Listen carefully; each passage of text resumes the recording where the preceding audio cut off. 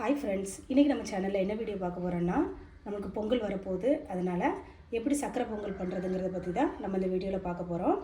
வாங்க, அதுக்கு நம்ம முதல்ல என்னென்ன பொருள் தேவைங்கிறத பார்க்கலாம். நான் இந்த கப்புக்கு 1 கப்பு பச்சரிசி எடுத்து வச்சுருக்கிறேன் ஃப்ரெண்ட்ஸ்.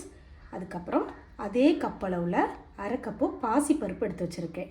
இந்த பைத்தம்பருப்புன்னு சொல்லுவாங்க. பாசிப்பருப்பு எடுத்து வச்சுருக்கேன், அரை கப்பு எடுத்து வச்சுருக்கேன். அதுக்கப்புறம் ஒரு மண்டவளம் எடுத்து வச்சுருக்கிறேன் ஃப்ரெண்ட்ஸ்.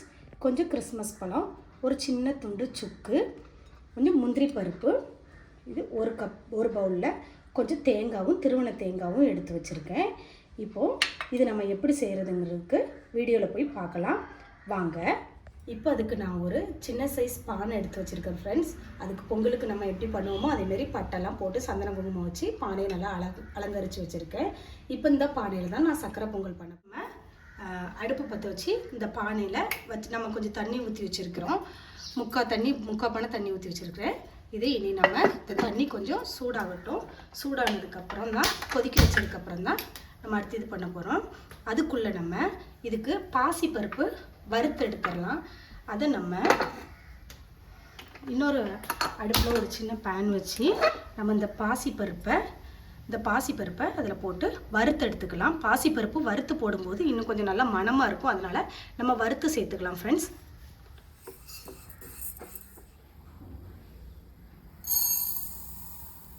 இப்போது நம்ம இந்த 1 கப் அரிசியை பவுலில் போட்டு நல்லா கழுவி எடுத்துக்கலாம் ஃப்ரெண்ட்ஸ். பச்சரிசி தான் போடணும் பொங்கலுக்கு. நீங்கள் இதை கழுவி எடுத்துக்கலாம். நிறைய பேர் என்ன பண்ணுவாங்கன்னா, இந்த பொங்கல் வந்து வித்தியாசமான முறையில் நிறைய பேர் பண்ணுவாங்க. பாருங்கள் ஃப்ரெண்ட்ஸ், நான் பாசிப்பருப்பை எந்த பதத்துக்கு வறுத்து வச்சுருக்கேன்னு இப்படி மொறுன்னு வர்ற அளவுக்கு, ப்ரௌன் கலரில் வர்ற அளவுக்கு கரிஞ்சிராமல் வறுத்து எடுத்து வச்சுக்கோங்க. இதில் நான் பச்சரிசியை நல்லா வாஷ் பண்ணிவிட்டு அந்த தண்ணி கொதிக்கிற வரை கொஞ்சம் கோரட்டும். அப்புறம் நமக்கு சீக்கிரம் வெந்து வந்துடும். அதனால் நான் இதில் வச்சுருக்கேன். நிறைய பேர் பால் ஊற்றி பண்ணுவாங்க. நான் பால் ஊற்றி பண்ணலை.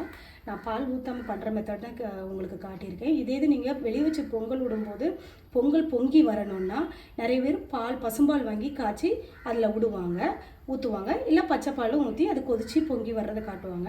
அப்படி இல்லைன்னா சில நேரம் நம்ம என்ன பண்ணலான்னா, இந்த அரிசியை களைஞ்சி 3 தண்ணி 5 தண்ணி அப்படி நம்ம களைஞ்சி இப்படி பானையில் இப்படி ஊற்றுவாங்க. ஒரு 5 நேரம் 7 நேரம் அப்படி ஊற்றுவாங்க. அப்படி ஊற்றினாலும் இந்த அரிசி களைஞ்ச தண்ணியை நம்ம ஊற்றிருக்க அந்த பாலுமே நமக்கு, அந்த அரிசி பால் இதுவுமே நமக்கு பொங்கி வரும். அப்படி கூட ஊற்றி பண்ணலாம். கிராமப்புறங்களில் பால்கள் ஊற்றுறதை விட அரிசி களைஞ்ச தண்ணி தான் முக்கால்வாசி ஊற்றி பண்ணுவாங்க. நீங்கள் உங்களுக்கு எப்படி வேணுமோ அப்படி பண்ணிக்கோங்க ஃப்ரெண்ட்ஸ். ஒரு துண்டு மண்டவளத்தை எடுத்து வச்சுருந்ததை காட்டினேன். இதை இனி நான் உடச்சி தான் ஃப்ரெண்ட்ஸ் இதில் சேர்க்க போகிறேன். இதை சின்னதாக இப்படி உடச்சிடுங்க. சிலர் கத்தியை வச்சு திருவி எடுப்பாங்க. நான் வந்து உடச்சி எடுத்துக்கிறேன். இந்த பாருங்கள், இதேமாரி இப்படி விழும். இப்படி எடுத்துக்கலாம். நிறைய பேர் பாகு காய்ச்சி ஊற்றுவாங்க.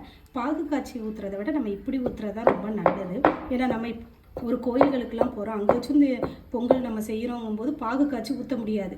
இந்த மெத்தட் வந்து ஈஸியாக இருக்கும். கோயில்கள்லேயும் பொங்கல் வைக்கிறதுக்கு ஈஸியாக இருக்கும். நான் அந்த மெத்தட் தான் உங்களுக்கு சொல்லித்தரேன். இது போல் இடித்து எடுத்துக்கோங்க. பாருங்கள் எப்படி உழுதுன்னு. இதேமாரி இடித்து எடுத்துக்கோங்க. பாருங்கள் ஃப்ரெண்ட்ஸ், இது போல் மண்டவளத்தை நல்லா நொறுக்கி எடுத்து வச்சுக்கோங்க. மண்டவளம் வாங்கும்போது அவங்கக்கிட்ட கொஞ்சம் உப்பு இது அதிகம் இல்லாத மண்டவளமாக கேளுங்க. ஏன்னா சில மண்டவளம் வந்து கொஞ்சம் அதிகமான உப்பு கரிச்ச மாதிரி இருக்கும். அப்படி இல்லாமல் கேட்டே வாங்குங்க. மண்டவளம் கடையில் வாங்கும்போது இந்த மாதிரி உடச்சி வச்சுக்கோங்க. நல்லா கொதிச்சிருச்சு. இந்த டைமில் நம்ம அரிசி போடலாம். பாருங்கள்,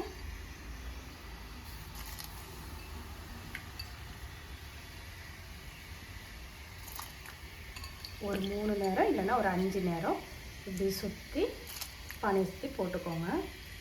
நான் போட்டிருக்கேன்.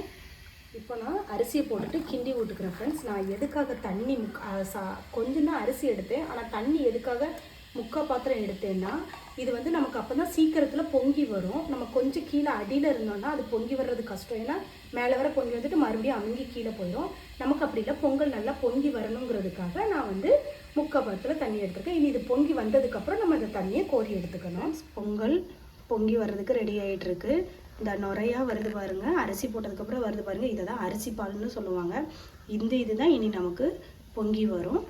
பார்க்கலாம், பொங்கி வர்றதை பார்க்கலாம் நம்ம ஃப்ரெண்ட்ஸ். அந்த அரிசி பால்லேருந்து நமக்கு பொங்கல் பொங்கி வருது.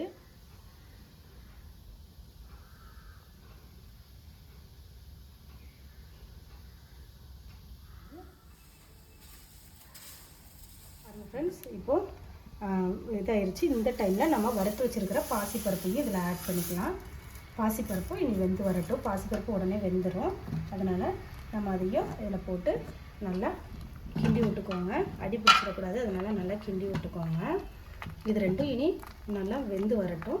வெந்து வந்ததுக்கப்புறம் மண்டவெல்லாம் முதலையே போட்டுறாதீங்க. போட்டிங்கன்னா அரிசி அதுக்கப்புறம் அரிசியும் பருப்பும் வேகாது. மண்டவெல்லாம் இறக்கும் போது தான் போடணும். பாருங்கள், ஒரு அரைப்பதம் பச்சரிசி வெந்து வந்துருச்சு. இனி பருப்பு இதுவும் நல்லா வெந்து வரட்டும். நான் வெந்து வந்ததுக்கப்புறம் எல்லாம் போடும்போது உங்களுக்கு காட்டுறேன் ஃப்ரெண்ட்ஸ். நான் ஒரு 3-4 ஏலக்காவும் கொஞ்சம் சுக்கும் எடுத்து இடித்து வச்சுருக்கேன். அதையும் இதில் ஆட் பண்ணிக்கலாம். பாருங்கள், ஆட் பண்ணி நல்லா கிளறி விட்டுக்கலாம். பொங்கல் ரெடி ஆகிட்டு இருக்கு. இங்கே பாருங்கள், நல்லா குழஞ்சி வந்துருச்சு. பருப்பும் நல்லா வெந்துருச்சு. இப்போ இந்த டைம் நல்லா வெந்ததுக்கு அப்புறம் தான் என்றைக்குமே நம்ம மண்டவெல்லம் போடணும், சக்கரை போடணும். நிறைய பேர் பாகு காய்ச்சி ஊற்றுவாங்க. நம்ம பாகு காய்ச்சி ஊற்றாமல் நான் ஏற்கனவே கூட சொன்னேன், இடித்து தான் வச்சுருக்கேன். இடித்து வச்சு தான் ஊற்ற போகிறேன். இங்கே பாருங்கள், நம்மளுக்கு எல்லாம் நல்லா வெந்து வந்துருச்சு. இந்த டைமில் நான் இதில் தேங்காய் ஒரு பவுல் எடுத்து வச்சுருக்கேன். தேங்காயும் இதில் நான் ஆட் பண்ணிக்கிறேன். பாருங்கள், தேங்காயும் போட்டு நான் இதில் கிளறிக்கிறேன். இப்போது இந்த ஸ்டேஜில் நான் எடுத்து வச்சுருக்கிற சர்க்கரையை இதில் போட்டுக்கிறேன். சர்க்கரையை போட்டு நல்லா கிண்டி விடுங்க. இது வந்து அடி பிடிச்சிடாமல் நம்ம நல்லா கிளறி விட்டுக்கிட்டே இருக்கணும். பாருங்கள், இப்படி நம்ம நல்லா கிளறிக்கிட்டே இருக்க வேண்டியதான். இந்த சர்க்கரை எல்லாமே நல்லா மெல்ட் ஆகிடும். நமக்கு நல்லா மெல்ட் ஆகி அழகாக வந்துடும். பாருங்கள் ஃப்ரெண்ட்ஸ், பொங்கல் எப்படி கலர் மாதிரி வந்துருக்குன்னு தெரியுது. அச்சுவலம் கலருக்கு மாறி வந்துருக்கு. அச்சுவலம் கூட நம்ம உடைச்சது துண்டு துண்டு இல்லாமல் அவ்வளோ அழகாக மெல்ட் ஆயிருச்சு. பாருங்கள், இனி நம்ம இது ரெடி ஆகிட்டு இனி இதை எடுத்து வச்சுட்டு இதுக்கு தாளிப்பு சேர்த்துக்கலாம். நெய் உருக்கிக்கலாம். நெய் கொஞ்சம் நிறையாவே ஊற்றிக்கலாம். கிறிஸ்மஸ் பழத்தையும் இதையும் நான் போட்டுக்கிறேன்.